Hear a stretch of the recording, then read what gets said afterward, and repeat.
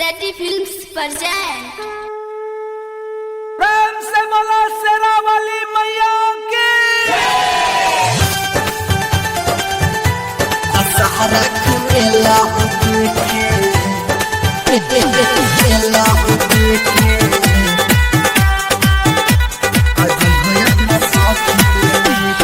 Music by DJ Simran.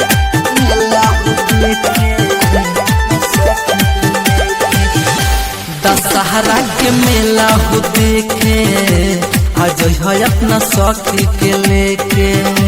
Dussehra के मेला हो देखे आज है अपना सखी के लेके। पहिन डर से जवन तू पहिनी हा दोनों जाने के। दशहरा के मेला हो देखे आज है अपना सखी के लेके। हे दशहरा के मेला हो देखे आज है अपना सखी के लेके। दशहरा के मेला हो देखे मेला हो देखे रिकॉर्डिंग बाय सेटी फिल्म्स सीतामढ़ी। आज है अपना सखी के लेके। देखे के मन तोहे करता बाड़ा आके मंदिरावा तो रही ह तू खाड़ा। हे जान पहले आ जा। देखे के मन तोहे करता बाड़ा आके मंदिरावा तो रही ह तू खाड़ा। साथे चलल जाई मंदिर के भीतरी दोनों जाने माथा टेके। दशहरा के मेला हो देखे आज है अपना सखी के लेके।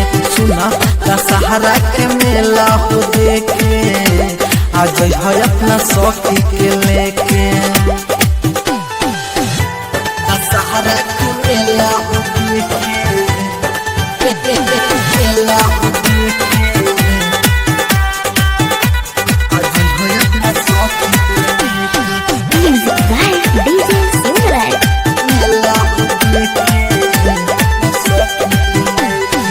झूला झूलाइब चाट छोला खियाइब हाथ में हाथ धके मेला घुमाइब। हे जा राजी बाड़ू नु। झूला झूलाइब चाट छोला खियाइब हाथ में हाथ धके मेला घुमाइब। पवन के मंगी हम आई से जानू दिल से याद तू के। दशहरा के मेला हो देखे आज है अपना सखी के लेके। दशहरा के मेला हो देखे आज है अपना सखी के लेके। सेटी फिल्म्स रिकॉर्डिंग स्टूडियो सीतामढ़ी।